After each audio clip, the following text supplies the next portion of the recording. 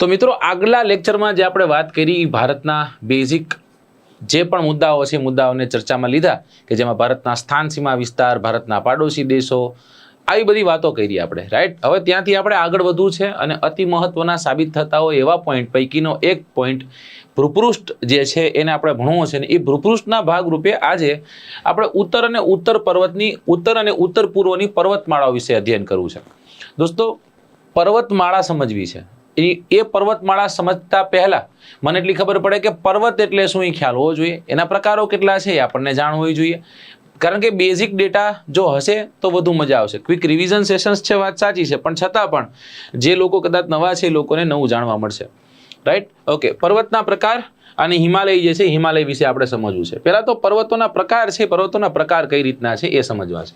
પર્વતોના પ્રકાર રીતે સમજતા પહેલા પર્વતોના પ્રકાર પણ સમજતા પહેલા ભારત જે છે એ ભારત ભૂપૃષ્ઠીય રીતના કેટલા ભાગોમાં વિભાજિત થાય છે એ આપણે સમજવું છે, રાઈટ। કે ભારત જે છે ભારતને ભૂપૃષ્ઠીય રીતના કેટલા ભાગમાં તમે વિભાજિત કરી શકો, ભારત ભૂપૃષ્ઠની દ્રષ્ટિએ કેટલા ભાગમાં વહેંચાય છે, તો ભારત ભૂપૃષ્ઠની દ્રષ્ટિએ અલગ અલગ જે ભાગોમાં વહેંચાય છે એમાં સૌથી પહેલો ભાગ છે એ છે ઉત્તર અને ઉત્તર પૂર્વની પર્વતમાળા, ઉત્તર અને ઉત્તર પૂર્વની પર્વતમાળા, રાઈટ। મતલબ કે ઉત્તર અને ઉત્તર પૂર્વ વિસ્તારમાં જે પર્વતમાળા ફેલાયેલી છે એને આપણે ચર્ચામાં લેવી છે। ત્યાંથી આપણે આગળ જઈશું પોઈન્ટ નંબર 2 એટલે કે ભૂપૃષ્ઠનો પાર્ટ નંબર 2 જેમાં આપણે ભણશું ઉત્તર ભારતના વિશાળ મેદાનો। શું ભણીશું? ઉત્તર ભારતના વિશાળ મેદાનો। અને ત્યાંથી જ્યારે આપણે આગળ જઈએ છીએ ત્યારે આપણે ભણીશું દ્વીપકલ્પીય ઉચ્ચ પ્રદેશ, દ્વીપકલ્પીય ઉચ્ચ પ્રદેશની ચર્ચા કરીશું આપણે।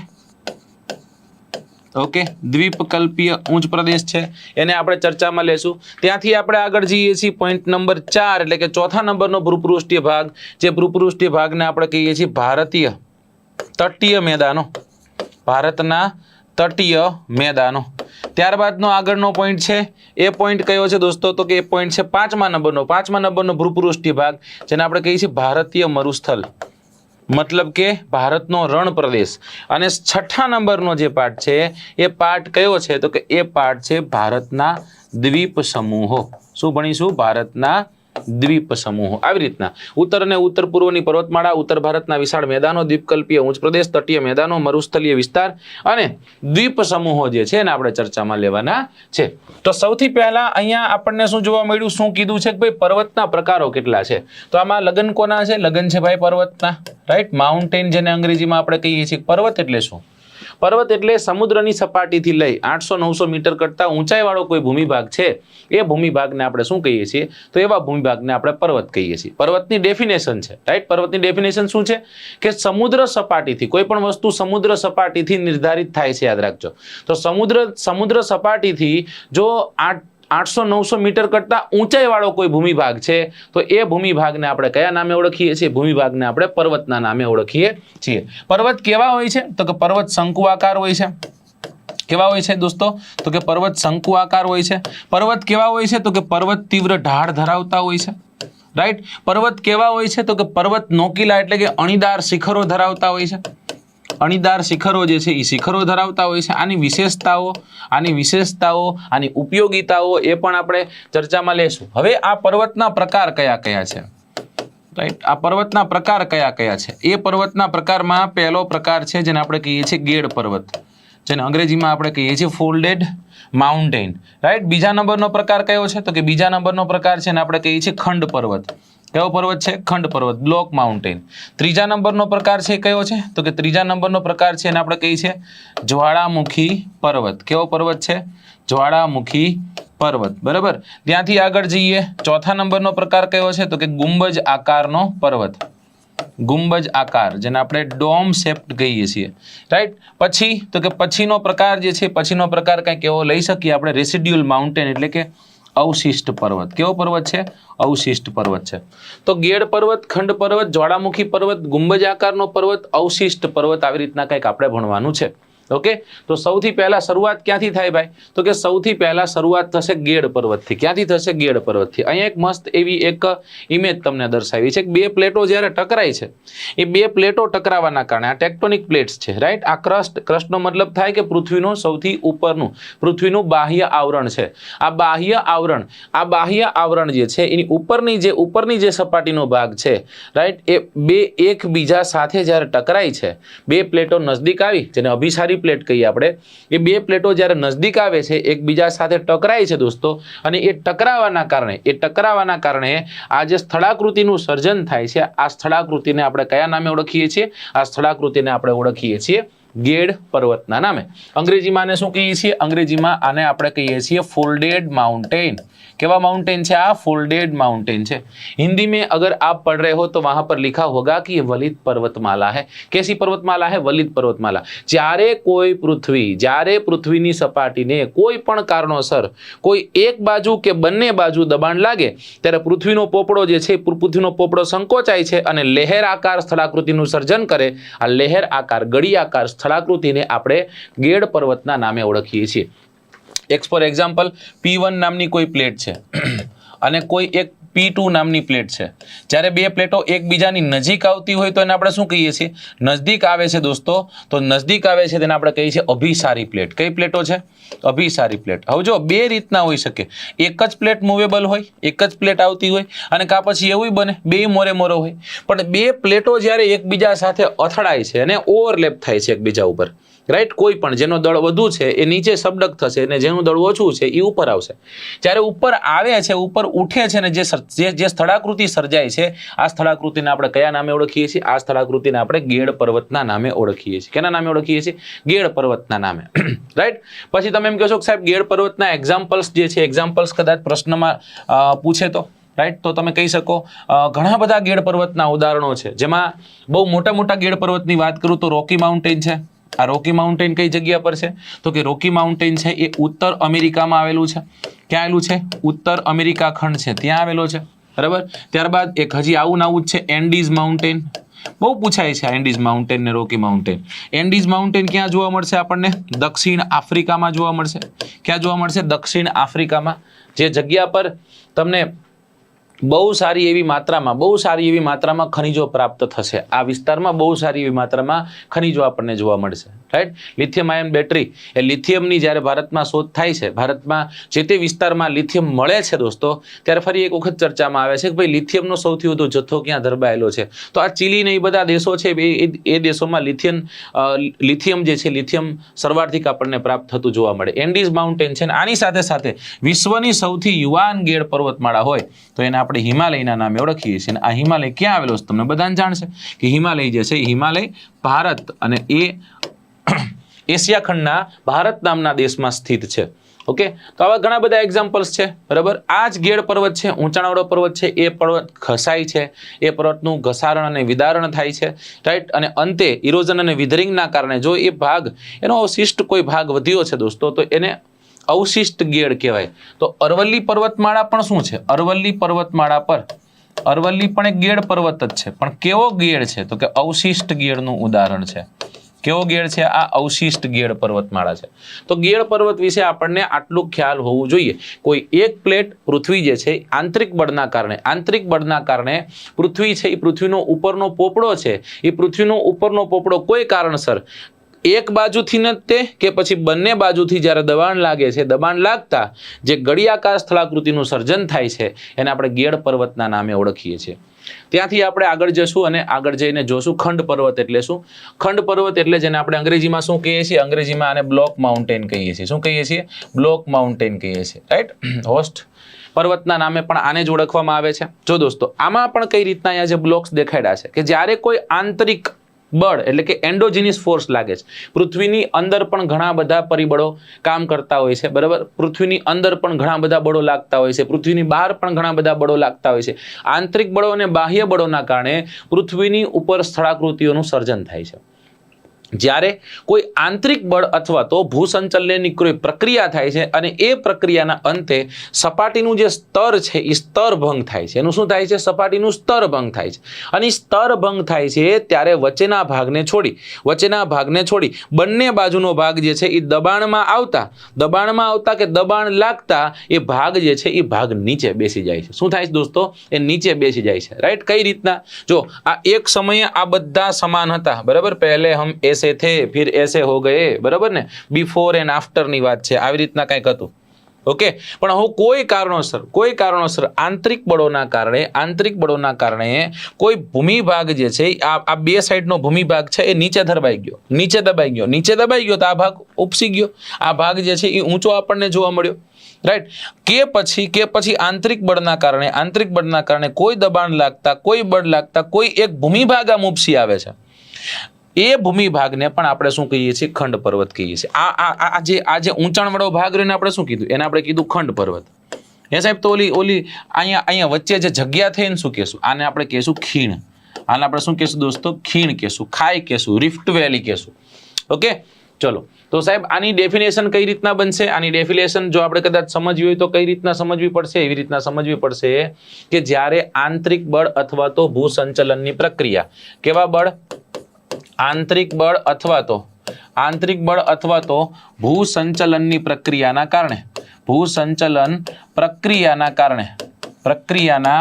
કારણે પૃથ્વીનું જે ઉપરનું પોપડું છે એ પોપડામાં શું થાય છે? એ પોપડામાં સ્થળભંગ થાય છે. શું થાય છે? પોપડામાં સ્થળભંગ થાય છે. અને આ સ્થળભંગ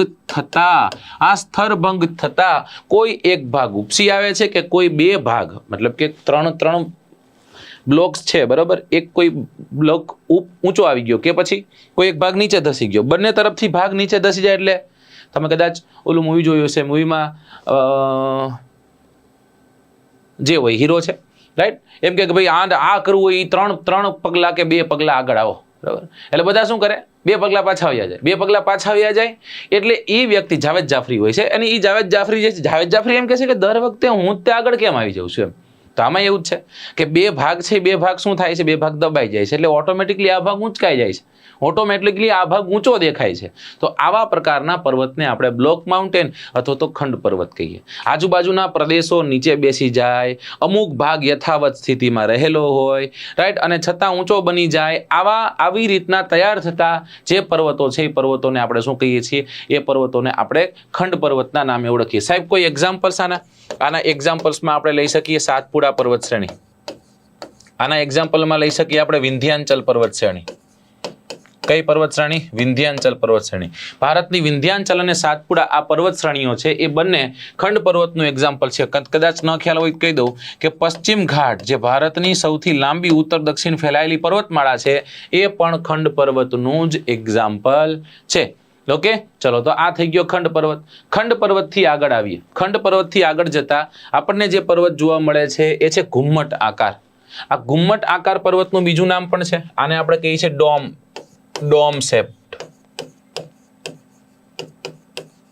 રાઈટ? Dome shaped mountain. મતલબ કે કેવો છે?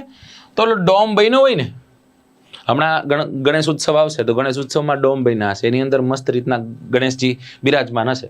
તો અહીંયા આવી રીતના કંઈક ડોમ બને છે. પણ આ ડોમ બને છે કઈ રીતના? પૃથ્વીના પેટાળમાં શું છે ભાઈ? પૃથ્વીના પેટાળમાં લાલચોળ મેઘમાં છે. એ લાલચોળ મેઘમાં બહાર આવવાનો પ્રયત્ન કરે કે નહીં સાહેબ? લાલચોળ મેઘના તો બહાર જ આવવાનો પ્રયત્ન કરે. લાલચોળ મેઘમાં જ્યારે બહાર નીકળવાનો પ્રયત્ન કરે છે, પરંતુ ઉપર નક્કર ખડકો આવેલા છે, એ નક્કર ખડકોના કારણે એ મેઘમાં સપાટીની બહાર નથી જઈ શકતો, પૃથ્વીની સપાટી ઉપર નથી આવી શકતો, રાઈટ? અવરોધરૂપ ખડકો છે એ ખડકો વચ્ચે જોવા મળે છે. અને એ અવરોધરૂપ ખડકો વચ્ચે જોવા મળતા હોવાથી મેઘમાં જે છે એ મેઘમાં દબાણથી ભૂસ્તરો જે છે એ ભૂસ્તરો ઘુમ્મટ આકારે ઉપસી આવે અને એ ઘુમ્મટ આકારે ઉપસી આવીને જે પર્વતનું નિર્માણ કરે એને આપણે ઘુમ્મટ આકાર પર્વત કહીએ. કઈ રીતના બન્યું છે? પૃથ્વીના પેટાળમાં ગરમી છે, મેઘમાં છે, એ મેઘમાં શું કરે ભાઈ? તો કે મેઘમાં બહાર નીકળવાનો પ્રયત્ન કરે, રાઈટ? જો મેઘમાં બહાર નીકળી જાય, પ્રસ્ફોટન થઈ જાય તો આને તો આપણે કીધું જ્વાળામુખી પર્વત. કેવો પર્વત કીધું? જ્વાળામુખી પર્વત. પરંતુ આ નીકળી શકતો નથી, બરાબર? નીકળી શું કામ શકતો નથી? ભાઈ ઉપરનો ભાગ રહ્યો ને એ ઉપરનો ભાગ નક્કોર છે. અહીંયા નક્કોર ખડક આવેલા છે, રાઈટ. કેવા ખડકો આવેલા છે? નક્કોર ખડકો આવેલા છે. હવે નક્કોર ખડકો જે આવેલા છે એના કારણે આ મેઘમાં બહાર નથી નીકળી શકતો. બહાર નથી નીકળી શકતો એટલે ક્યાંક અહીંયા ઠરી જાય છે અને જે પર્વતનું નિર્માણ થાય ને આપણે ઘુમ્મટાકાર પર્વતના નામે ઓળખીએ છીએ. સમય જતા ઘસારણ થાય, પવનો જે છે એ પવનોનું ઘસારણ લાગે, પાણીનું ઘસારણ લાગે, આ બધું ઘસારણ થતા એ ખડકોના ઓલા સ્તર છે ને સ્તર દેખાય. હવે ત્યારે ખબર પડે કે અહીંયા તો ઘુમ્મટાકાર પર્વત હતો. અહીંયા તો કેવો પર્વત હતો? અહીંયા તો ઘુમ્મટાકાર આપણને પર્વત જોવા મળ્યો હતો સાહેબ. ઓકે સરજી, ઘુમ્મટાકાર પર્વતના કોઈ એક્ઝામ્પલ્સ ખરા? ઘુમ્મટાકાર પર્વતના કોઈ એક્ઝામ્પલ્સ ખરા? તો હું તમને કહીશ કે ઘુમ્મટાકાર પર્વતના પણ એક્ઝામ્પલ છે. યુનાઇટેડ સ્ટેટ્સ ઓફ અમેરિકા યુએસએમાં જોવા મળતો હેનરી નામનો પર્વત, બ્લેક નામની હિલ્સ, આ બંને આપણે ઘુમ્મટ આકાર પર્વતના એક્ઝામ્પલ છે. કયો પર્વત છે? હેનરી પર્વત અને બ્લેક હિલ. આ બંને કેવા છે? આ બંને ઘુમ્મટાકાર પર્વત છે. રાઈટ. ઘુમ્મટાકાર પર્વત સમજી ગયા ને? ઘુમ્મટાકાર પર્વતમાં શું હોય? ઘુમ્મટાકાર પર્વતમાં લાલચોળ મેઘમાં છે એ મેઘમાં સપાટી પર આવવા પ્રયત્નશીલ બને છે. આવવા પ્રયત્નશીલ બને છે. પ્રયત્નશીલ હોય છે. બરાબર. પરંતુ નક્કર ખડકો વચ્ચે મળતા, પરંતુ નક્કર ખડકો અવરોધરૂપ બને છે. એ અવરોધરૂપ બને છે જેના કારણે મેઘમાં બહાર નીકળી શકતો નથી. જેના કારણે મેઘમાં બહાર નીકળી શકતો નથી. અને આ બહાર નીકળી શકતો નથી અને જે પર્વત બને, રાઈટ, એ પર્વતને આપણે શું કહીએ છીએ? ઘુમ્મટ આકાર પર્વત કહીએ છીએ. કેવો કહીએ છીએ? ઘુમ્મટ આકાર પર્વતના નામે આપણે ઓળખીએ છીએ. વર્ષો જતા એનું ધોવાણ થાય ત્યારે આપણને ખબર પડે કે લે આ તો આ ઓલો ભાઈબંધ છે. બરાબર. તો એવી રીતના કંઈક આપણને જોવા મળે. આ છે ડોમ શેપ્ડ માઉન્ટેન. ત્યાંથી આગળ જઈશું એટલે હવે આપણને જોવા મળશે એ તો છે જ્વાળામુખી પર્વત. કયો પર્વત છે? જ્વાળામુખી પર્વત. ફિઝિકલ જિયોગ્રાફીમાં તમે જ્વાળામુખી વિશે જાણ્યું હશે કે વોલ્કેનો છે એનું ઇરપ્શન કઈ રીતના થાય છે, વોલ્કેનો છે વોલ્કેનિક એક્ટિવિટી કઈ રીતના થાય છે અને તમે સમજ્યું હશે. જ્વાળામુખીનું જ્યારે પ્રસ્ફોટન થાય છે એ પ્રસ્ફોટન સમયે પૃથ્વીમાંથી ઘણું બધું નીકળે છે. જેમ કે લાવા નીકળે છે, જેમ કે રાખ નીકળે છે, જેમ કે ખડકના ટુકડાઓ નીકળે છે અને એ પ્રસ્ફોટન થાય છે સ્પીડથી. જ્યારે એ ફૂટે છે, અંદરથી નીકળે છે અને એ અલગ અલગ ભાગમાં ફેલાય છે. રાઈટ. અલગ અલગ ભાગમાં એ શું થાય છે? ફેલાય છે. બરાબર. અને આ જે બહાર ફેલાયેલા પદાર્થો છે એ બહાર ફેલાયેલા પદાર્થો જ્વાળામુખીની આસપાસ જમા થઈ અને શંકુ આકારની કોઈ એક સ્થળાકૃતિ રચે. આ શંકુ આકારની સ્થળાકૃતિને જ્વાળામુખી પર્વતના નામે આપણે ઓળખીએ છીએ. સમજાય છે કે નથી સમજાતું? ભૂગર્ભમાંથી અલગ અલગ પદાર્થો નીકળે કે નહીં? એ પદાર્થો જમા થાય. ક્યાં થાય? તો કે પર્વતની આસપાસ જમા થાય. પર્વતની આસપાસ સામૂહિક રીતના જે જમા થતો જે ભાગ છે એના કારણે જે પર્વત બન્યો એ પર્વતને આપણે જ્વાળામુખી પર્વતના નામે ઓળખીએ છીએ.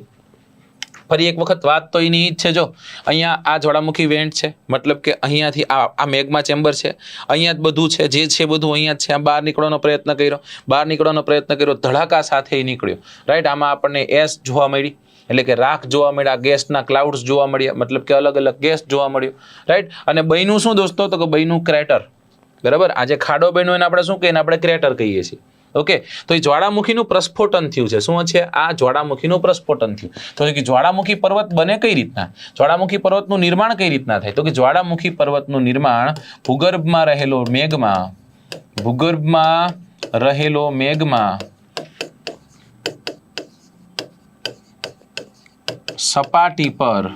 સપાટી પર લાવા સ્વરૂપે પથરાય ત્યારે પ્રસ્ફોટન બાદ શંકુ આકારે જોવા મળતા ભૂમિભાગને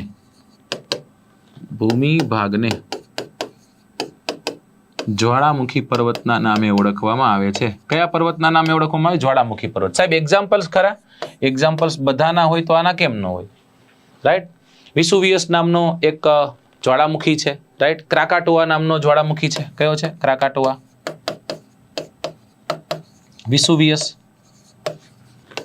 પછી ફ્યુઝિયામાં. આ ફ્યુઝિયામાં ક્યાં આવેલો છે? જાપાનમાં આવેલો છે.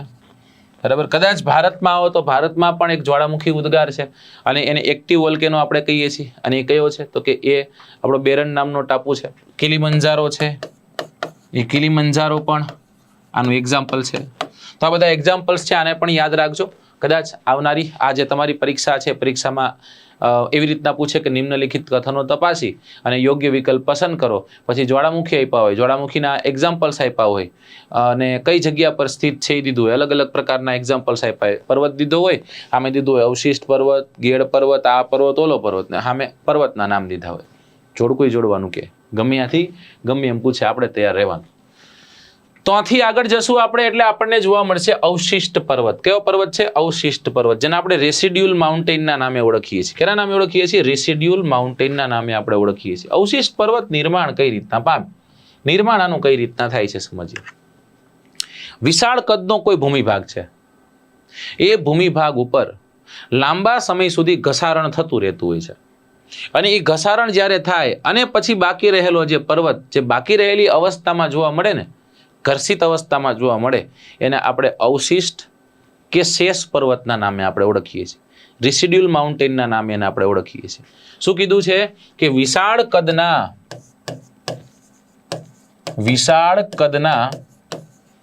ભૂમિ સ્વરૂપ જ્યારે ખવાણ અને ધોવાણ, ઘસારણ, ખાસ શબ્દ વાપરો, ઘસારણ થકી પોતાની મુખ્ય જે કદ છે કદ ગુમાવી દીધું હોય અને હવે ઘસારણ થકી શું થયું હોય? એનો શેષ ભાગ વધ્યો હોય,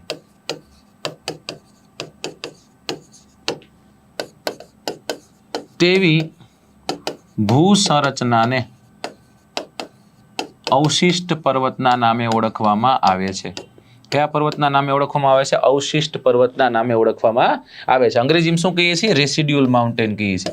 એક્ઝામ્પલમાં આપણી પાસે અરવલ્લી બેસ્ટ એક્ઝામ્પલ છે. અરવલ્લી આપણી પાસે બેસ્ટ એક્ઝામ્પલ છે કે એક સમય હિમાલય કરતાં પણ મોટી આ પર્વતમાળા હતી, અરવલ્લી પર્વતમાળા. આજે આપણે જોયું છે કે આ અરવલ્લી પર્વતમાળા છે કેવી છે? તો અરવલ્લી પર્વતમાળા અવશિષ્ટ ગેડનું એક્ઝામ્પલ છે. પૂર્વઘાટ છે, પારસનાથ છે, પૂર્વઘાટની સાથે સાથે પારસનાથ છે. આ બધી પર્વતમાળાઓ ક્યાંની? આ બધી જ પર્વતમાળાઓ અને શિખરો જે છે, ડુંગરો, જે પર્વતો છે, પર્વતો ભારતના ભાગરૂપે આપણે જોયા. પણ તમે યુએસ જે છે એ યુએસમાં વેલ્સ અને યુએસએમાં ઓઝાર્ક નામની જે પર્વતમાળા છે એ ઓઝાર્ક એનો દ્રષ્ટાંત છે. આપણે ઓઝાર્ક યાદ રાખજો ખાલી એક, રાઈટ? આ ઓઝાર્ક જે છે એનું એક એક્ઝામ્પલ છે. અવશિષ્ટ પર્વતનું આ એક્ઝામ્પલ છે.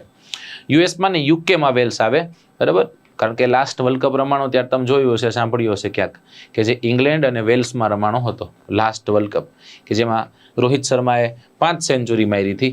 આ વખતે ફરી એક વખત વર્લ્ડ કપ આવીને ઊભો રહી ગયો છે. બહુ જલ્દી, બહુ થોડાક જ સમયમાં વર્લ્ડ કપ તમને જોવા મળશે. પણ વર્લ્ડ કપ જે છે એ વર્લ્ડ કપ પછી જોશું, જે સમય મળે જિંદગીમાં, જીવનમાં ક્યારે આગળ વધવાનો, ક્યારે ફરવાનો, તો દોસ્તો જરૂરથી કહું છું કે એક એવી જગ્યા કે જે જગ્યા પર જવું જોઈએ, ફરવું જોઈએ અને એને એક્સપ્લોર કરવું જોઈએ. અને જગ્યા શું છે તો કે તમારી પાછળ દેખાતો બરફથી ઘેરાયેલો આખો વિસ્તાર, જેને આપણે હિમાલયના નામે ઓળખીએ છીએ. આ હિમાલયનો પરિચય આપણે સમજવો છે. હવે આપણે આવી ગયા છીએ ઉત્તર અને ઉત્તર પૂર્વની પર્વતમાળાઓમાં. તો ઉત્તર અને ઉત્તર પૂર્વની જે પર્વતમાળાઓ છે એ ઉત્તર અને ઉત્તર પૂર્વની પર્વતમાળાઓને આપણે સમજવી છે. તો આમાં આપણે હિમાલયનો પરિચય લેવો છે. શું લેવો છે? હિમાલયનો પરિચય. હિમાલયના પરિચયમાં સૌથી પહેલું તો એ કે ભાઈ હિમાલય એટલે શું? હિમાલય એટલે શું? તો કે હિમાલયનો મતલબ થશે બરફનું ઘર. શું થશે? બરફનું ઘર. હિમ વત્તા આલે એટલે કે બરફનું ઘર. આ એક એવી જગ્યા છે કે જે વિશ્વની સૌથી ઊંચાણવાળી જગ્યા છે, વિશ્વની સૌથી ઊંચી જગ્યા છે. આનાથી ઊંચું વિશ્વમાં ક્યાંય કંઈ છે નહીં, બરાબર? કદાચ ભૌગોલિક વિસ્તાર તમે માપવાનો પ્રયત્ન કરો, જોવાનો પ્રયત્ન કરો, તો એ ભારત દેશની ઉત્તરે આવેલું છે. ક્યાં આવેલું છે? ભારત દેશની ઉત્તરે આવેલું છે. અલગ અલગ દેશો સાથે સરહદો બનાવે છે. અંદાજિત 2500 કિલોમીટર જેટલી એની લંબાઈ છે અને 2500 કિલોમીટરની સાથે સાથે 240 થી 320 જેટલી એની પહોળાઈ છે. ભારતના કેટલા રાજ્ય, કેટલા કેન્દ્ર શાસિત પ્રદેશો, કઈ રીતના ક્યાંથી ક્યાં ક્યાં વિભાજિત છે, એને આપણે સમજતા પહેલા કઈ રીતના નિર્માણ પામ્યો સમજીએ. જ્યારે પૃથ્વી પર એક જ ભૂતકતી હતી, આ ભૂતકતીનું નામ શું હતું? પેન્જિયા. આ પેન્જિયા બે ભાગમાં વિભાજિત થાય છે, એકને આપણે કહીએ છીએ લોરેશિયા, એકને આપણે કહીએ છીએ ગોંડવાના. હવે આ જ ગોંડવાના જે છે ફરી એક વખત તૂટે છે. ગોંડવાના તૂટતા આ ભારતીય પ્લેટ છે, એ ભારતીય પ્લેટ જે ઇન્ડો ઓસ્ટ્રેલિયન પ્લેટનો ભાગ હતી, એમાંથી ભારતીય પ્લેટ છૂટી પડે છે. પ્રશ્ન પૂછાય, ભારતીય પ્લેટ કઈ પ્લેટનો ભાગ છે? ઇન્ડો ઓસ્ટ્રેલિયન પ્લેટનો ભાગ છે. ભારતીય પ્લેટ જ્યારે છૂટી પડે છે અને આ જ ભારતીય પ્લેટ આગે કૂચ કરે છે, આગળ જતા એ કઈ પ્લેટ સાથે ટકરાય છે? તો કે યુરેશિયન પ્લેટ સાથે ટકરાય છે. અને એ યુરેશિયન પ્લેટ સાથે ટકરાતા એ બંનેની વચ્ચે જોવા મળતો ટેથીસ નામનો મહાસાગર. આ ટેથીસ નામના મહાસાગરમાં યુરેશિયન પ્લેટમાંથી સાથોસાથ ભારતીય પ્લેટમાંથી વહેતી નદીઓ, પૂર્વવર્તી નદીઓ છે, એ નદીઓ પોતાના કાપ જે છે એ કાપનો જમાવડો કરતા ગયા. ધીમે ધીમે બંને પ્લેટો નજીક આવતી ગઈ અને એ કાપ છે, એ કાપ પરત તે બંને તરફથી દબાણ લાગે છે અને એ દબાણ લાગતા હવે જ્યારે બંને પ્લેટો ટકરાય છે અને જે સ્થળાકૃતિ સર્જાય એને આપણે હિમાલયના નામે ઓળખીએ છીએ. કે બે પ્લેટો છે, બે પ્લેટો એકબીજાની નજીક આવવાનું ચાલુ રાખે છે અને પરિણામે બંને પ્લેટો વચ્ચે રહેલો જે કાપ છે એ સંકોચન પામે છે અને એનું ગેળીકરણ થાય છે. એનું શું થાય છે?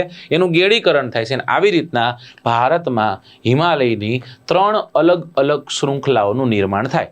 બરાબર? તો આપણે આમાં કઈ રીતના હિમાલયને લખી શકીએ? કદાચ સમજવું હોય તો એમ કહી શકીએ કે યુરેશિયન પ્લેટ, આ યુરેશિયન પ્લેટ સાથે કઈ પ્લેટ ટકરાણી?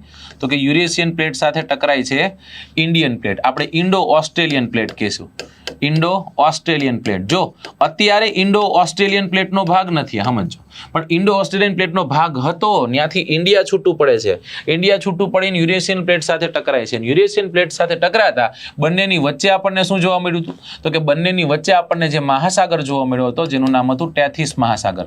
કયો મહાસાગર? આ ટેથીસ મહાસાગર જોવા મળ્યો હતો. અને આ ટેથીસ મહાસાગરમાં આપણને જોવા મળતો કાપ છે, એ કાપ સંકોચાય છે. બંને પ્લેટો જ્યારે ટકરાય છે અને એ જ કાપ જે છે એ કાપનો જમાવડો આવી રીતના ગેળીકરણ સ્વરૂપે અથવા તો આવી રીતના ફોલ્ડ થઈ અને જે સ્થળાકૃતિ સર્જે, એ સ્થળાકૃતિને આપણે કયા નામે ઓળખીએ છીએ? તો એ સ્થળાકૃતિને આપણે હિમાલયના નામે ઓળખીએ છીએ. કયા નામે ઓળખીએ છીએ? હિમાલયના નામે આપણે ઓળખીએ છીએ. સરજી, હિમાલયન પ્લેટ જે છે એ હિમાલય જે છે એ હિમાલય કેટલો જૂનો? 70 મિલિયન યર એગો જ્યારે એક પ્લેટ નીકળી હતી અને એ પ્લેટ ભારતીય પ્લેટ જે છે, ભારતીય પ્લેટ પછી ટકરાય છે યુરેશિયન પ્લેટ સાથે ટકરાય છે. સમય ઘણો બધો લઈ લે છે, ઘણા વર્ષોનો સમય લીધો હતો, અંતે હિમાલય બન્યો છે. આ હિમાલય કેટલા દેશમાંથી પસાર થાય છે? કેટલા રાજ્યમાંથી પસાર થાય છે? ભારતના કેટલા કેન્દ્ર શાસિત પ્રદેશમાંથી પસાર થાય છે? કારણ કે હું તમને અત્યારે શું ભણાવું છું? હું તમને જિયોગ્રાફી ભણાવું છું, ઇન્ડિયન જિયોગ્રાફી ભણાવું છું. મારે તમને કહેવું જોઈએ કેન્દ્ર શાસિત પ્રદેશો અને સાથે સાથે ભારતના રાજ્યો, સાથે સાથે વિશ્વના દેશો. તો જો કદાચ દેશની વાત કરીએ આપણે, તો દેશમાં આપણે જોઈ શકીએ કે પાકિસ્તાન છે, ત્યારબાદ અફઘાનિસ્તાન છે, બરાબર, ભારત છે, ભારતની સાથે સાથે નેપાળ છે, નેપાળની સાથે સાથે ભૂટાન છે અને ભૂટાનની સાથે સાથે તિબેટ છે, એટલે કે ચીનનો ભાગ છે.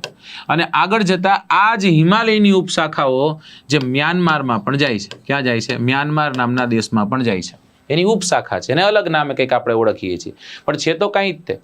ભારત છે, ચાઇના છે, નેપાળ છે, ભૂટાન છે, મ્યાનમાર છે, આવા દેશો સુધી આ પર્વતમાળા ફેલાયેલી છે. રાઈટ? Okay સરજી, done. હવે આ દેશ થઈ ગયા. હવે આપણે વાત કરી રાજ્ય અને કેન્દ્ર શાસિત પ્રદેશો. કેટલા રાજ્ય અને કેટલા કેન્દ્ર શાસિત પ્રદેશો વચ્ચે અથવા તો કેટલા કેન્દ્ર શાસિત પ્રદેશ અને રાજ્યમાં ફેલાયેલી છે? તો જો કેન્દ્ર શાસિત પ્રદેશોમાં સૌથી પહેલા જમ્મુ કાશ્મીર લઈ લેવાનું. જમ્મુ કાશ્મીરની સાથે લદ્દાખ લઈ લેવાનું. લદ્દાખ અને જમ્મુ કાશ્મીરમાં આપણને જોવા મળશે. હવે બાકીના બધા શું? તો કે બાકી બધા રાજ્ય છે. સૌથી પહેલું રાજ્ય કયું આવશે? હિમાચલ પ્રદેશ આવશે. હિમાચલ પ્રદેશ પછી કયું આવશે? તો કે ઉત્તરાખંડ આવશે. ઉત્તરાખંડથી આગળ જતા આપણને જોવા મળશે સિક્કિમ. સિક્કિમથી આગળ જતા આપણને જોવા મળશે અરુણાચલ પ્રદેશ. કયું રાજ્ય જોવા મળ્યું? અરુણાચલ પ્રદેશ. આટલા રાજ્યમાં ફેલાયેલી છે.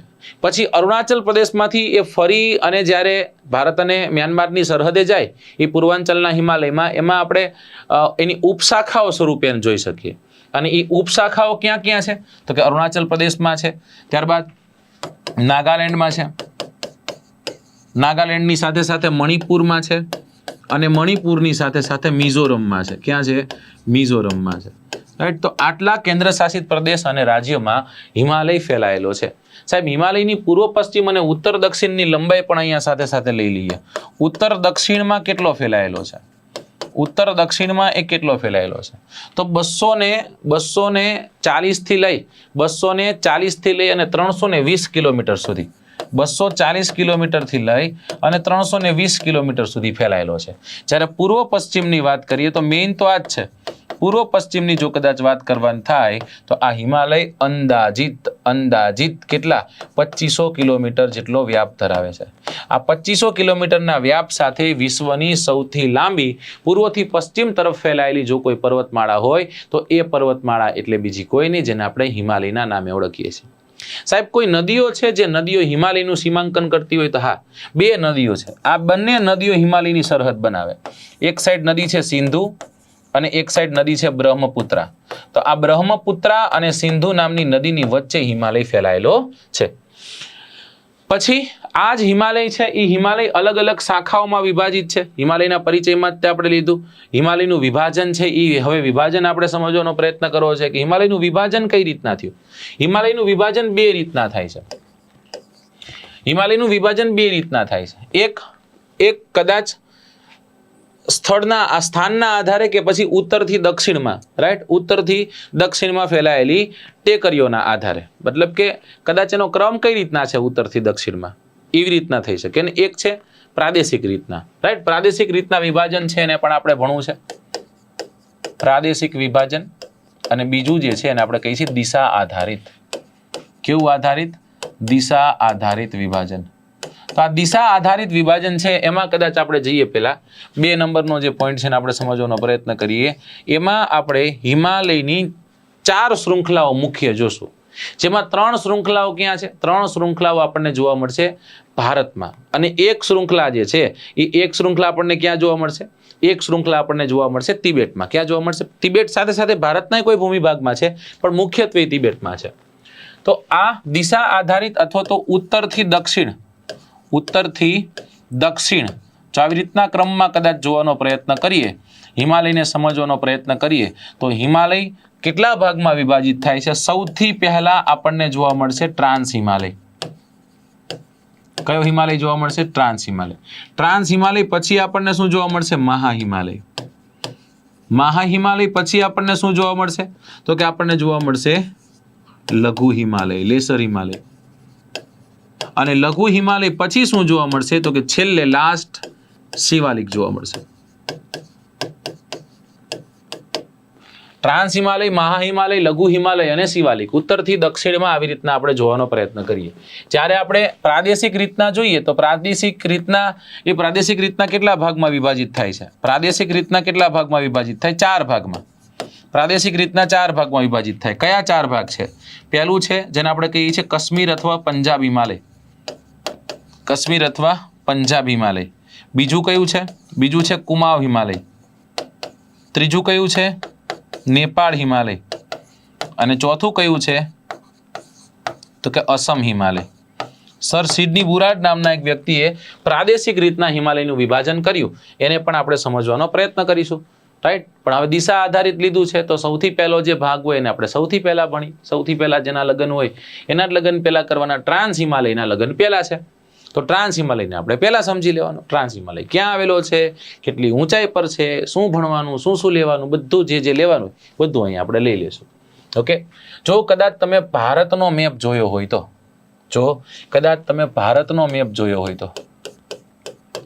એ ભારતના મેપમાં આ શું છે સાહેબ? જમ્મુ કાશ્મીર અને લેહ લદ્દાખ છે. અને અહીંયા શું છે? તો કે અહીંયા એ લેહ લદ્દાખ જ છે સાહેબ. અહીંયા ન્યાય લેહ લદ્દાખ છે સાહેબ. ઓકે, ચલો ડન. તમે કયો છો તો સાચું જ હશે. પછી અહીંયા નેપાળ છે સાહેબ. અહીંયા તો કે સાહેબ ભૂટાન છે. અહીંયા તો કે પછી આ અરુણાચલ પ્રદેશ આવી ગયું. ઓકે. હવે જોજો, જે ભાગથી હું તમને દર્શાવવાનો પ્રયત્ન કરું છે સમજજો કે આ વિસ્તારમાં એક પર્વતમાળા ફેલાયેલી છે. આ પર્વતમાળાને આપણે કયા નામે ઓળખીએ છીએ? આને આપણે ટ્રાન્સ હિમાલયના નામે ઓળખીએ છીએ. તો ટ્રાન્સ હિમાલયનો સૌથી પહેલો કદાચ આપણે પોઈન્ટ લખવું હોય તો ટ્રાન્સ હિમાલયના અલગ અલગ નામો છે એ લઈ લેવા જોઈએ. આ ટ્રાન્સ હિમાલયાના બીજા કયા નામે ઓળખવામાં આવે છે? આ ટ્રાન્સ હિમાલયાને આપણે ઓળખીએ છીએ પરા હિમાલયના નામે. કેના નામે ઓળખીએ છીએ? પરા હિમાલયના નામે. તિબેટમાં ફેલાયેલો હોવાના કારણે આને આપણે તિબેટ હિમાલય પણ કહીએ છીએ. કેવો હિમાલય કહીએ છીએ? તિબેટ હિમાલયના નામે પણ આને આપણે ઓળખીએ છીએ. ઓકે સરજી. પરા હિમાલય, ટ્રાન્સ હિમાલય, તિબેટ હિમાલય, આટલા એના અલગ અલગ નામો છે. હવે કઈ જગ્યા પર લોકેટેડ છે એવો કદાચ તમને પ્રશ્ન પૂછે, તમારે શું કહેવાનું છે કે બૃહદ હિમાલયની ઉત્તરે, બૃહદ હિમાલયની ઉત્તરે ફેલાયેલો છે, ફેલાયેલ છે. ક્યાં ફેલાયેલો છે? બૃહદ હિમાલયની ઉત્તરે. મતલબ કે આની નીચે એક્ઝેક્ટ અહીંયા આપણને શું જોવા મળશે? તો કે અહીંયા એક પર્વતમાળા જોવા મળશે અને આપણે મહાહિમાલયના નામે ઓળખીએ, જેને આપણે બૃહદ હિમાલયના નામે ઓળખીએ. સૌથી ઊંચી હોવાના કારણે, સૌથી મોટી હોવાના કારણે એને આપણે બૃહદ હિમાલય કહીએ છીએ. તો આ ક્યાં છે? તો કે બૃહદ હિમાલયની ઉત્તરે આપણને જોવા મળશે. રાઈટ, તિબેટમાં છે એટલે એનું નામ પડ્યું તિબેટ હિમાલય. દોસ્તો, જે સમય દરમિયાન ટેથીસ મહાસાગર હતો, એ ટેથીસ મહાસાગરના સર્વાધિક પુરાવાઓ જો કોઈ જગ્યા પર મળ્યા હોય તો એ ક્યાં મળ્યા છે? અહીંયા મળ્યા છે. અને એટલે કહી શકીએ ટેથીસના સૌથી વધુ પુરાવા, સૌથી વધુ પુરાવા, આ પુરાવાઓ આપણને ક્યાંથી પ્રાપ્ત થયા છે? તો કે એ ટ્રાન્સ હિમાલયમાંથી પ્રાપ્ત થયા છે. હવે આ જે ટ્રાન્સ હિમાલય જે છે એ ટ્રાન્સ હિમાલય ઉત્તર, દક્ષિણ, પૂર્વ, પશ્ચિમ કેટલો ફેલાયેલો છે એવું પૂછે તો પૂર્વ પશ્ચિમ 1000 કિલોમીટર લાંબી પર્વતમાળા છે. Yes, 1000 kilometres. જ્યારે ઉત્તર દક્ષિણની વાત કરીએ તો 225 કિલોમીટર જેટલી ઉત્તર દક્ષિણમાં એનો વ્યાપ છે. ઉત્તર દક્ષિણમાં એનો વ્યાપ છે. જ્યારે 1000 કિલોમીટર જેટલી એ પૂર્વ પશ્ચિમમાં ફેલાયેલી છે.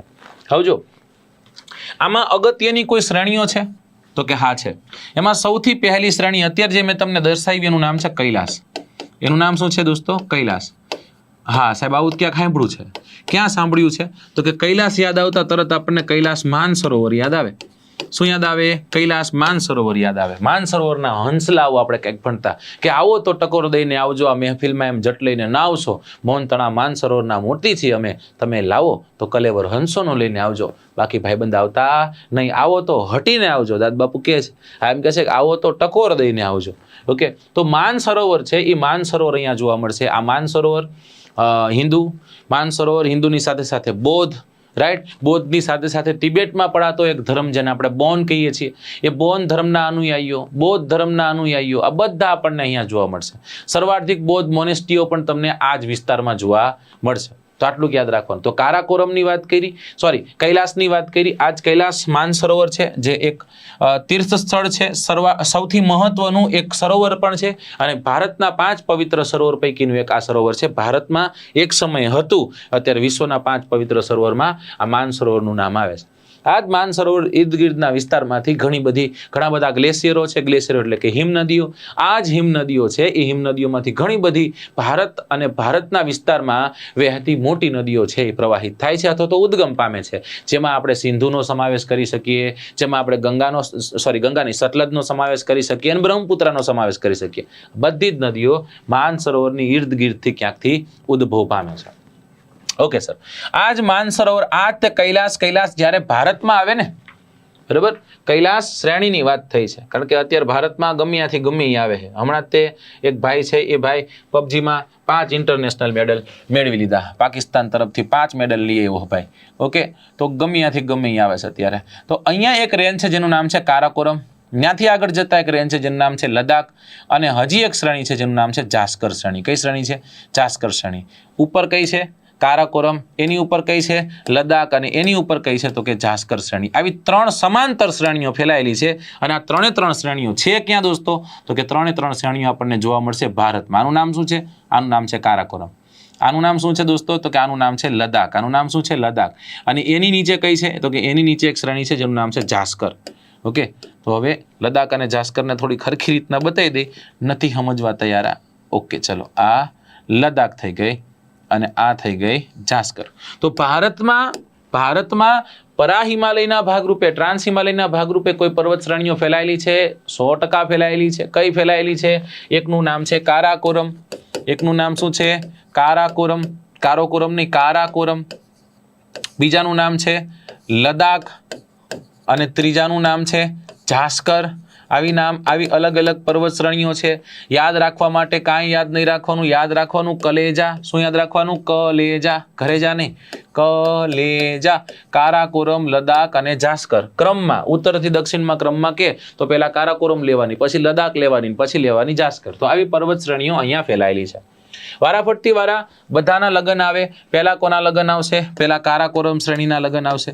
તો કારાકોરમ વિશે જેટલું પણ આપણને યાદ હોય એટલું તમે પણ બોલવા માંડજો. જો આ વિડીયો જ્યારે મુકાય ત્યારે સાથે સાથે તમારે પણ કોમેન્ટ્સ કરતું જવાનું છે. લાઈવ નથી પણ છતાં પણ એવું ઇન્ટરેક્ટિવ તમને લાગવું જોઈએ. તમને એવું લાગવું જોઈએ કે સાહેબ લાઈવ જ તે ભણાવે છે, રાઈટ? આ એક અમારો એક અનેરો પ્રયાસ છે. જો પસંદ આવતો હોય દોસ્તો જરૂરથી શેર કરજો. તમારા માટે જ તે આ બધા વિડીયોઝ બનાવેલા છે અને આશા રાખું છું કે આજના આ જિયોગ્રાફીના સેશનમાં, ભારતની જિયોગ્રાફીમાં બધા પોઈન્ટને પ્રયત્ન કરું કે આવરી લઉં. બહુ ઓછો સમયમાં ઘણું બધું કહેવાનું હોય છે. પ્રયત્ન કરીશ કે જેટલું કરાવું ખૂબ સારું કરાવું. ઓકે, ચલો. તો આ કારાકોરમ શ્રેણીની વાત કરી. કારાકોરમ શ્રેણી વિશે શું શું તમારે યાદ રાખવું જોઈએ? જો કારાકોરમ શ્રેણીને કૃષ્ણગીરી કહેવાય, એશિયાની કરોડરજ્જુ પણ કહેવાય છે, રાઈટ? ભારત અને અફઘાનિસ્તાન, ભારત અને ચીન એની વચ્ચે સરહદો બનાવે છે. ગોડવિન ઓસ્ટિન અહીંયાનું સૌથી ઊંચું શિખર છે, રાઈટ? આટલું જ તમારે યાદ રાખવાનું છે ખાલી. બીજું કાંઈ યાદ ન હોય તો કાંઈ વાંધો નહીં. શું શું કીધું મેં? સૌથી પહેલો પોઈન્ટ કયો કીધો? સૌથી પહેલો પોઈન્ટ કીધો કે મેં આને એશિયાની કરોડરજ્જુ કહેવાય છે. શું કહેવાય છે? એશિયાની કરોડરજ્જુ. કાલ પ્રશ્ન પૂછે કે એશિયાની કરોડરજ્જુ એટલે કઈ? તો કે એશિયાની કરોડરજ્જુ એટલે કારાકોરમ. કારાકોરમનું બીજું નામ શું છે? કૃષ્ણગીરી. આનું નામ શું છે? કૃષ્ણગીરી. ઓકે સરજી. આ કારાકોરમનું સૌથી ઊંચું શિખર કયું છે?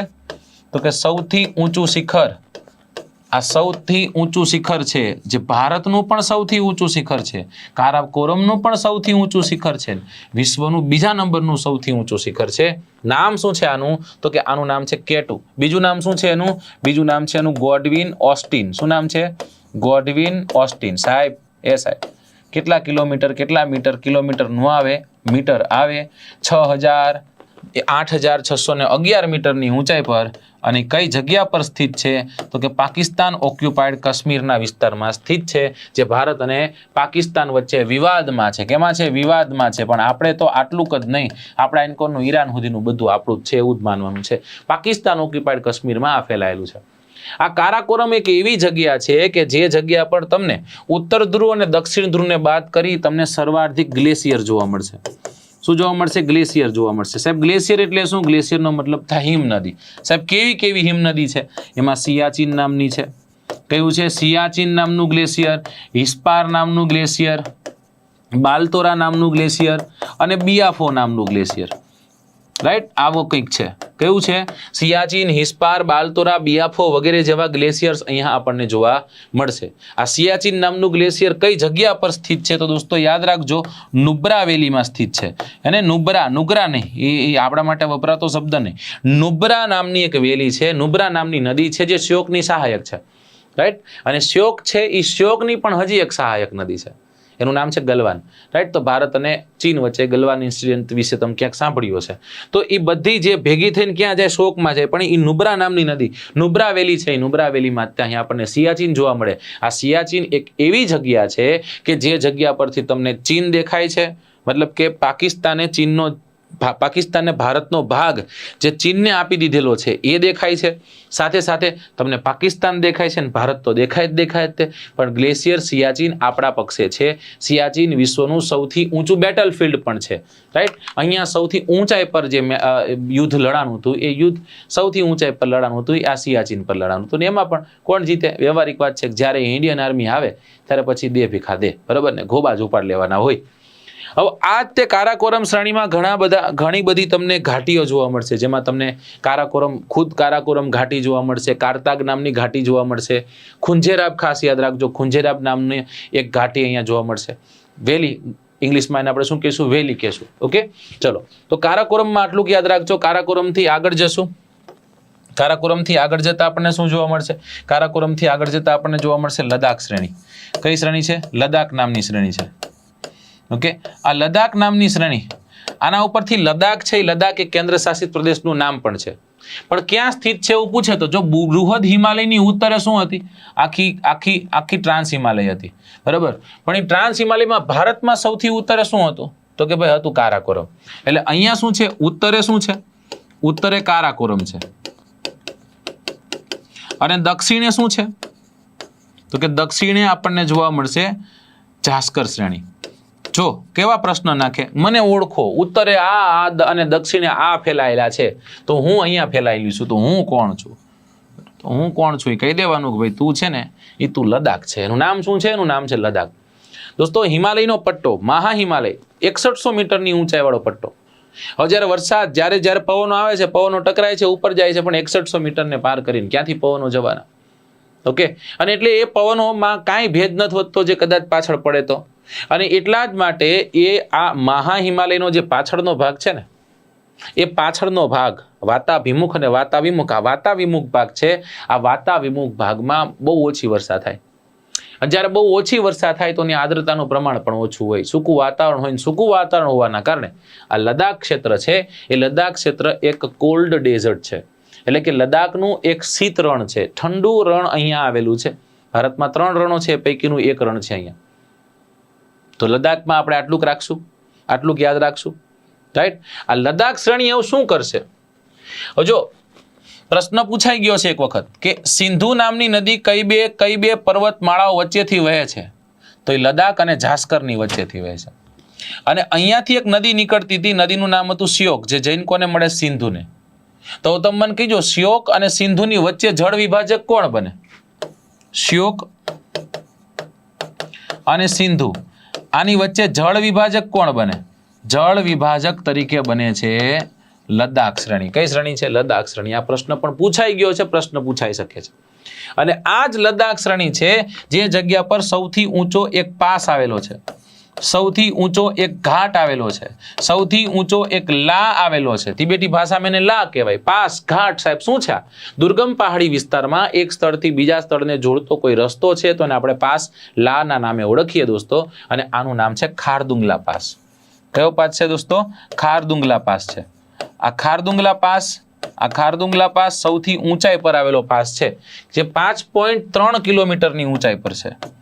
બાપ રે, સમુદ્ર સપાટીથી 5.3 કિલોમીટરની ઊંચાઈ પર કોઈ પાસ આવેલો છે જેનું નામ છે ખારદુંગલા પાસ, જે લદ્દાખ અને ચીનને જોડે છે. કોને જોડે છે? લદ્દાખ અને ચીનને જોડે છે. ભારતનો સૌથી ઊંચો સડક માર્ગ છે. ઓકે, આટલું યાદ રાખવાનું છે. તો અહીંથી આગળ આવી એટલે હવે ત્રીજી શ્રેણી આપણને જોવા મળશે. એનું નામ શું છે? એનું નામ છે જાસ્કર. આ જાસ્કર ભાઈમાં કાંઈ નથી, કાંઈ એવું ખાસ યાદ રાખવાનું નથી, પણ સ્થળાકૃતિ ક્યાં એનું સ્થાન છે સમજવું જરૂરી છે. કે લદ્દાખની દક્ષિણે અને મહા હિમાલયની ઉત્તરે છે. લદ્દાખની દક્ષિણે અને મહા હિમાલયની ઉત્તરે. ક્યાંથી શરૂ થાય છે? તો કે જમ્મુ કાશ્મીરથી શરૂ થાય છે. જમ્મુ કાશ્મીરથી ક્યાં સુધી જાય છે? જમ્મુ કાશ્મીરથી હિમાચલ પ્રદેશ, અને હિમાચલ પ્રદેશથી છે ઉત્તરાખંડ સુધી જાય. ક્યાં સુધી જાય? યુકે એટલે કે ઉત્તરાખંડ સુધી જાય. ઉપલો કાંઠો નહીં, યુનાઇટેડ કિંગડમ નહીં, ઉત્તરાખંડની વાત થઈ રહી છે, રાઈટ. ઉત્તરાખંડ સુધી જાય છે. ને જાસ્કરનું સૌથી ઊંચું શિખર કદાચ પૂછી નાખે તો એનું નામ છે માઉન્ટ કામેત. કયું શિખર છે? કામેત નામનું શિખર છે. આ કામેત છે ને એ યુકેમાં જ આવેલું છે, ઉત્તરાખંડમાં આવેલું છે. જે કેનું સૌથી ઊંચું શિખર છે? જાસ્કરનું ઊંચું શિખર છે. ફોટુલા નામનો પાસ પણ છે. હવે આ ટ્રાન્સ હિમાલય જે આખો આપણે ભારતના ભાગે જોયો, એમાં હજી એક પર્વત છે જેને આપણે યાદ રાખવાનો છે, રાઈટ. અને આ પર્વત કેવો છે? વિશ્વનો તીવ્ર ઢાળ ધરાવતો છે, મતલબ કે એકદમ મોસ્ટ સ્લોપી ભાગ છે કોઈ. ઓકે, અને આ મોસ્ટ સ્લોપી ભાગ કયો છે તમારે મને કહેવાનું છે? વિશ્વનો સૌથી તીવ્ર ઢાળ ધરાવતું શિખર કયું છે? ઓકે, એનું નામ શું છે? લખી દો કોમેન્ટમાં. એનું નામ છે રાકાપોસી. કયું શિખર છે? રાકાપોસી નામનું શિખર અહીંયા આપણને જોવા મળશે. દોસ્તો એ પણ યાદ રાખજો, આ જ કારાકોરમ છે. એ કારાકોરમની ઉત્તરે તમને ભારતનું સૌથી ઉત્તરનું છેલ્લું સ્થળ જોવા મળશે, અને એ ઉત્તરના સૌથી છેલ્લા સ્થળને આપણે કયા નામે ઓળખીએ છીએ?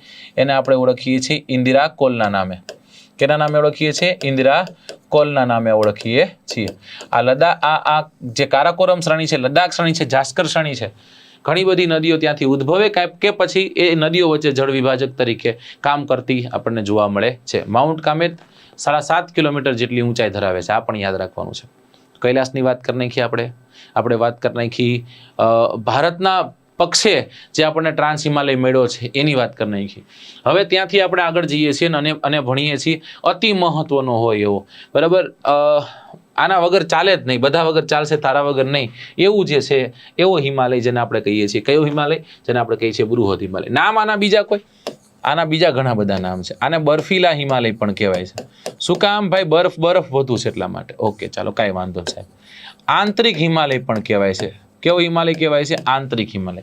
યાદ રાખજો, હિમાલય ધનુષાકાર રચના છે, હિમાલય ચાપાકાર રચના છે. કેવી રચના છે? ધનુષાકાર અને ચાપાકાર.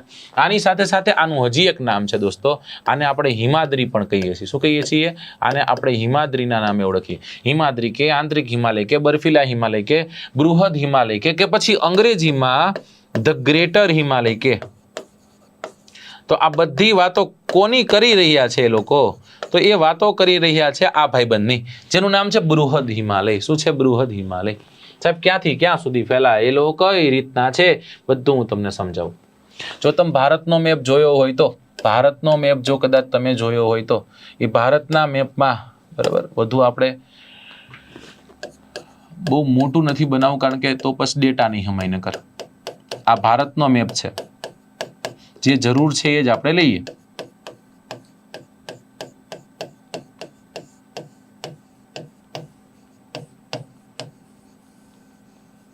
આવી રીતના કંઈક. હવે એ ભારતના ભાગમાં તે અહીંયા આપણને એક પર્વત જોવા મળશે. એક પર્વત અહીંયા આપણને જોવા મળશે, અરુણાચલ પ્રદેશ અને અહીંયા આવેલા તિબેટ. અહીંયા રાઈટ. આનું નામ છે નંગા પર્વત. કયો પર્વત છે? નંગા પર્વત. અને અહીંયા એક પર્વત છે, એનું નામ છે નામચા બરવા. કયો પર્વત છે? નામચા બરવા. યાદ રાખજો, આને પણ ક્યાંક આપણે આગળ જતા ભણવાના છીએ. તો ક્યાંથી ક્યાં સુધી ફેલાયેલી છે આ પર્વતમાળા એમ પૂછે તો કહેજો કે સાહેબ નંગા પર્વતથી ચાલુ થઈ અને નામચા બરવા સુધી ફેલાયેલી છે. ક્યાંથી ક્યાં સુધી? પશ્ચિમમાં નંગા પર્વતથી શરૂ કરી પૂર્વમાં નામચા બરવા સુધી ફેલાયેલી છે. પ્રશ્નો કેવા કેવા નીકળે? પહેલો પ્રશ્ન તો ઈ તે ક્યાં સ્થિત છે, એટલે આની ઉત્તરે શું જોવા મળશે? ઉત્તરે આપણને જોવા મળશે પરા હિમાલય. પરા હિમાલય એટલે ટ્રાન્સ હિમાલય. દક્ષિણે શું જોવા મળશે? દક્ષિણે આપણને જોવા મળશે લઘુ હિમાલય. કયો હિમાલય જોવા મળશે? લઘુ હિમાલય જોવા મળશે. અને એની વચ્ચે જે આ પર્વતમાળા આપણને જોવા મળી, એ પર્વતમાળાનું નામ શું છે? તો કે એ પર્વતમાળાનું નામ છે બૃહદ હિમાલય, બર્ફીલા હિમાલય, ધ ગ્રેટર હિમાલય, હિમાદ્રી વગેરે વગેરે વગેરે. ઓકે સરજી, આની સરેરાશ ઊંચાઈ શું છે? આની એવરેજ ઊંચાઈ શું છે? પ્રશ્નમાં સરેરાશ ઊંચાઈ પૂછી નાખશે. તો સરેરાશ ઊંચાઈ છે, એ સરેરાશ ઊંચાઈ કેટલી છે? તો આની સરેરાશ ઊંચાઈ છે 6100 મીટર. કેટલા મીટર છે? 6100 મીટર.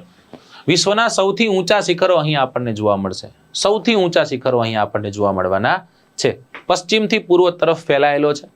ઘણા બધા પ્રશ્નો આમાંથી નીકળી શકે. આ સૌથી ઊંચો ભાગ છે એટલું તમે યાદ રાખજો. ક્યાંથી ક્યાં સુધી ફેલાયેલો છે? સાહેબ જમ્મુ કાશ્મીરથી શરૂ કરીએ છીએ આપણે. જમ્મુ કાશ્મીરથી આગળ જતા આપણને જોવા મળશે હિમાચલ પ્રદેશ. હિમાચલ પ્રદેશથી આગળ જતા આપણને જોવા મળશે ઉત્તરાખંડ. ઉત્તરાખંડથી આગળ જતા એક આપણને દેશ જોવા મળશે જેનું નામ છે નેપાલ. નેપાલ નામના દેશથી આગળ જશું આપણે એટલે આપણને જોવા મળશે ભારતનો ફરી એક વખત ભાગ સિક્કિમ. સિક્કિમથી આપણે આગળ જશું એટલે ફરી એક વખત એક દેશ જોવા મળશે જેનું નામ છે ભૂટાન. ભૂત નથી, ભૂટાન છે. અને ભૂટાનથી આગળ જશું એટલે આપણને જોવા મળશે અરુણાચલ પ્રદેશ. આટલા રાજ્યોમાં આ ફેલાયેલો છે. જમ્મુ કાશ્મીર કેન્દ્ર શાસિત પ્રદેશ છે, હિમાચલ પ્રદેશ, ઉત્તરાખંડ, નેપાળ, સિક્કિમ, ભૂટાન અને અરુણાચલ પ્રદેશ. ઓકે સરજી, આ કયા કયા ઊંચા શિખરો શું આવેલું છે અને શું નથી આવેલું ને બધું કયો. તમે અમને એ પણ કહેજો કે કયો હિમાલય કેનાથી અલગ થાય છે. જો ટ્રાન્સ હિમાલય સૌથી પહેલા છે અને અહીંયા જોયો એ આપણે મહા હિમાલય, બૃહદ હિમાલયની વાત કરી રહ્યા છે. એ બંનેની વચ્ચે આવેલો છે ઇન્ડો સાંગપો સચર ઝોન. શું આવેલો છે? Indo Tsangpo suture zone. બતાવું તમને. અહીંયા શું જોયું આપણે? ટ્રાન્સ હિમાલય છે. અહીંયા કયો હિમાલય છે? મહા હિમાલય છે. તો ટ્રાન્સ હિમાલય અને ધ ગ્રેટર હિમાલયની વચ્ચે શું છે ને આપણને જોવા મળશે ઇન્ડો સાંગપો સચર ઝોન. શું જોવા મળશે? ઇન્ડો સાંગપો સચર ઝોન જોવા મળશે. ત્યાંથી આગળ જતા આપણને શું જોવા મળે? લઘુ હિમાલય પછી શિવાલિક ને શિવાલિક પછી જોવા મળશે મેદાન. તો લઘુ હિમાલય અને બૃહદ હિમાલય કેનાથી જોડાયેલો છે? તો કે મેઇન સેન્ટ્રલ થ્રસ્ટથી જોડાયેલો છે. કેનાથી જોડાયેલો છે? તો એ જોડાયેલો છે મેઇન સેન્ટ્રલ થ્રસ્ટથી. ઓકે, હવે કોનો વારો આવ્યો? આ કયો હતો? આ લઘુ હિમાલય હતો. આ શિવાલિક છે. લઘુ હિમાલય અને શિવાલિક શેનાથી જોડાયેલા છે? તો લઘુ હિમાલય અને શિવાલિક જોડાયેલા છે મેઇન બાઉન્ડ્રી થ્રસ્ટથી. કેનાથી જોડાયેલા છે? મેઇન, અહીંયા લખું છું, મેઇન બાઉન્ડ્રી થ્રસ્ટથી એ જોડાયેલા છે. અને ત્યાંથી આગળ જશો એટલે હવે આવશે શિવાલિક, અને શિવાલિક પછી આવશે ભાભર અને તરાઈના મેદાનો, અને એ ભાભર અને તરાઈના મેદાનો હિમાલયન ફ્રન્ટ ફોલ્ટથી જોડાયેલા છે. કેનાથી જોડાયેલા છે? હિમાલયન ફ્રન્ટ ફોલ્ટથી જોડાયેલા છે. દોસ્તો આને નેગ્લેક્ટ ન કરશો, આ પ્રશ્નમાં પૂછાઈ જશે તો અઘરું થઈ જશે, એટલે અહીંયા આને યાદ રાખી લેશો. ફરી એક વખત બૃહદ હિમાલયમાં પાછા આપણે આવીએ છીએ કે સાહેબ આ બૃહદ હિમાલય છે, એ બૃહદ હિમાલયમાં કેવા કેવા શિખરો જોવા મળે? તો કે બૃહદ હિમાલયમાં એવા શિખરો જોવા મળે છે. એવામાં કેવા કેવા સાહેબ? તો કે એવામાં એવા કે જેમાં કદાચ આપણે માઉન્ટ એવરેસ્ટની વાત કરી શકીએ, આપણે વાત કરી શકીએ મકાલુની, વાત કરી શકીએ મનસાલુની, વાત કરી કે ગૌરીશંકરની, અન્નપૂર્ણાની, આ બધાની વાતો કરી શકીએ. ઓકે, વારાફરતી વારા લઈએ. જો કદાચ તમે ઉત્તરાખંડમાં છો તો ઉત્તરાખંડમાં તમને કયા શિખરો જોવા મળશે? ઉત્તરાખંડમાં તમને કયા શિખરો જોવા મળશે? તો ઉત્તરાખંડમાં જો તમે ફરી રહ્યા છો તો ઉત્તરાખંડમાં તમને આ પર્વતમાળાના ભાગરૂપે મસૂરી જોવા મળશે, જેને આપણે પહાડોની રાણી કહીએ છીએ, ક્વીન ઓફ હિલ્સ કહીએ છીએ. ઉત્તરાખંડમાં સ્થિત છે કે જે જગ્યા પર સપનાઓ જે ઊંચા જોનારા વિદ્યાર્થીઓ છે અને જે વ્યક્તિઓ યુપીએસસીની તૈયારી કરે છે, ભારતની સૌથી અઘરામ અઘરી તૈયારી જે છે યુપીએસસીની છે, યુપીએસસીની તૈયારી કરે છે, એવા વિદ્યાર્થીઓ માટે જે સપનું છે એવું લબાસના અહીંયા આવેલું છે. Lal Bahadur Shastri IAS training centre આ જગ્યા પર સ્થિત છે. તો એ શિખર જે છે એ શિખર આપણને ક્યાં, શિખરોમાં કયું શિખર જોયું? મસૂરી નામનું શિખર છે. એ મસૂરી નામનું શિખરની આપણે વાત કરી. રાઈટ, આપણે વાત કરશું ત્રિશૂળ નામનું શિખર. કયું શિખર છે? ત્રિશૂળ નામનું શિખર. આની સાથે સાથે નંદાદેવી નામનું શિખર, જે ઉત્તરાખંડનું સૌથી ઊંચું શિખર છે. ત્યાંથી આગળ જાવ એટલે નેપાળ આવે. જો નેપાળમાં જાવ એટલે તો શિખરોનો ઢગલો થઈ જાય, કારણ કે સૌથી વધુ હિમાલય જો કોઈ દેશમાં ફેલાયેલો હોય ને તો એ છે નેપાળ. નેપાળમાં આપણને કયા કયા જોવા મળે? અન્નપૂર્ણા છે, અન્નપૂર્ણાની સાથે સાથે જોવા મળશે ધવલગીરી, ધવલગીરીની સાથે સાથે આપણને જોવા મળશે ગૌરીશંકર, ગૌરીશંકરની આ સાથે સાથે આપણને જોવા મળશે મકાલુ, અને મકાલુની સાથે સાથે આપણને જોવા મળશે મનસાલુ. કયું શિખર? મનસાલુ.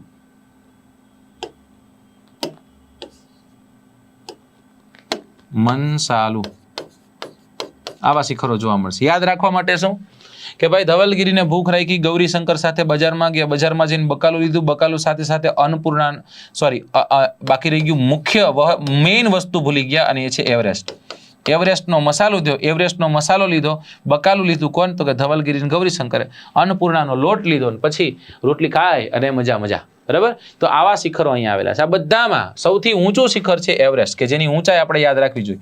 8,848.86 મીટરની ઊંચાઈ પર આવેલું વિશ્વનું સૌથી ઊંચું શિખર છે, કે જેને સર કરવાનો સૌથી પહેલો શ્રેય કોને મળે છે? તો શેરપા તેન્ઝિંગ અને એડમન હિલેરીને મળે છે. ભારતીય કોઈ મહિલા કે જે એવરેસ્ટને સર કર્યો હોય તો એ બચેન્દ્રી પાલ છે. કોઈ વિકલાંગ મહિલા, કોઈ ભારતીય, તો એનું નામ છે અરુણિમા સિન્હા. તો આ બધા નામો છે એ નામો વીરગાથાઓ, વીરરસથી ભરેલા છે. રાઈટ, તો આ બધું આપણને અહીંયા ક્યાંક જોવા મળશે. પછી આજ ઉત્તરાખંડમાં મસૂરી વાત કરી, ત્રિશૂળની વાત કરી, નંદાદેવીની વાત કરી. ત્યારબાદ આપણે વાત કરશું અહીંયા કેદારની વાત કરશું. કેની વાત કરશું? કેદારનાથની વાત કરશું. કેદારનાથની સાથે સાથે બદ્રીની વાત કરશું, એટલે કે બદ્રીનાથની વાત કરશું. જો કદાચ તમે જમ્મુ કાશ્મીરમાં છો તો ત્યાં તમને ઘોસેર બ્રુમ અને વસેર બ્રુમ જોવા મળશે. એ પણ આના જ તે ભાગરૂપે છે. રાઈટ, આટલું યાદ રાખજો આમાંથી. નેપાળથી નીચે આવો એટલે સિક્કિમ આવ્યું, અને સિક્કિમમાં આપણને એક શિખર જ યાદ રાખવાનું છે, અને એનું નામ છે કાંચનજંઘા. શું કામ યાદ કરીશું? કાંચનજંઘા ભારત સ્થિત, ભારત અધિકૃત વિસ્તારમાં આવેલું સૌથી ઊંચું શિખર છે. મતલબ કે ભારત કોઈ વિવાદમાં ન હોય એવું. પાકિસ્તાન અને ભારત વચ્ચે વિવાદ છે, પાકિસ્તાન ઓક્યુપાઈડ કાશ્મીર છે આપણું જ, એને આપણે આપણું જ માનીએ છીએ, લઈ પણ લેવાનું, इसके लिए जान दे देंगे हम. પર કહેવાનો અર્થ શું છે? છતાં પણ વિવાદમાં તો છે. તો કાંચનજંઘા સૌથી ઊંચું છે 8,586 મીટરની ઊંચાઈ સાથે. નો યાદ રહે કાંઈ નહીં, યાદ રાખવાનું 85-86. શું યાદ રાખવાનું છે? 85-86 મીટર સાથે કાંચનજંઘા, કે જે 2016ની સાલમાં વર્લ્ડ હેરિટેજ સાઇટ બનેલું છે.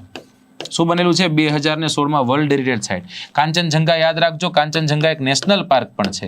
કાંચનજંઘા પ્રાકૃતિક અને સાંસ્કૃતિક રીતના પ્રાકૃતિક અને સાંસ્કૃતિક રીતના બનેલું એક વર્લ્ડ હેરિટેજ સાઇટ છે. આટલું આપણે મહા હિમાલયમાં યાદ રાખીએ. આ જ મહા હિમાલયમાં પછી ઘણા બધા પાસ આવે. પાસનો મતલબ શું થાય? પાસનો મતલબ થાય દૂર અંતરાળ વિસ્તારોમાં ઊંચાણવાળા ભાગમાં એક જગ્યાએથી બીજી જગ્યા જવા માટે જે કુદરતી રસ્તાઓ તૈયાર થાય છે ને આપણે પાસ કહીએ છીએ. ઘણા બધા ઘાટ આવે, ઘણા બધા પાસ આવે, ઘણા બધા લા આવે, બધા નામ એક જ છે. એમાં જો કદાચ તમે નામ સાંભળ્યું હોય બુર્જિલ અને જોર્જિલ, બુર્જિલ્લા અને જોર્જિલ્લા, આવું નામ ક્યાંક સાંભળ્યું હોય. આ આપણને ક્યાં જોવા મળશે? આપણને જોવા મળશે કાશ્મીરમાં. ક્યાં જોવા મળશે? કાશ્મીરમાં. બુર્જિલ્લા અને જોર્જિલ્લા જમ્મુ કાશ્મીરમાં આપણને જોવા મળશે. ત્યાંથી આગળ આવો હિમાચલ પ્રદેશમાં તમને જોવા મળશે બાળા લાચલા. કયો છે? બાળા લાચલા. બાળા લાચલાની સાથે સાથે રોહતાંગ અને રોહતાંગની સાથે સાથે સિપકીલા. અને આ બધા પાસો જેટલા મેં નામ લીધા એ બધા ક્યાં છે? હિમાચલ પ્રદેશમાં છે. જો ઉત્તરાખંડમાં આવો તો ઉત્તરાખંડમાં માના છે, નીતિ છે અને લીપુલેખ છે. આ લીપુલેખથી માનસરોવર યાત્રા થાય છે. ક્યાં આવે છે? ઉત્તરાખંડમાં આવે છે. અને ત્યાંથી આગળ ગયા એટલે હવે ગયા સિક્કિમમાં. સિક્કિમના બે મહત્વના, એકનું નામ છે નાથુલા અને એકનું નામ છે જેલપલા. એકનું નામ છે નાથુલા અને એકનું નામ છે જેલપલા. કઈ જગ્યા પર છે? સિક્કિમમાં આવેલા આ પાસો છે, જે ક્યાંક આપણે નાના હતા ત્યારે જો ભણવામાં ધ્યાન દીધું હોય, હંચો અને ચેકરબર બૂચ મારવામાં ધ્યાન ન દીધું હોય તો આપણે ધ્યાને ચડ્યું હશે. આશા રાખું છું કે આ તમારે મગજમાં બધી વાતો ચડી ગઈ હશે.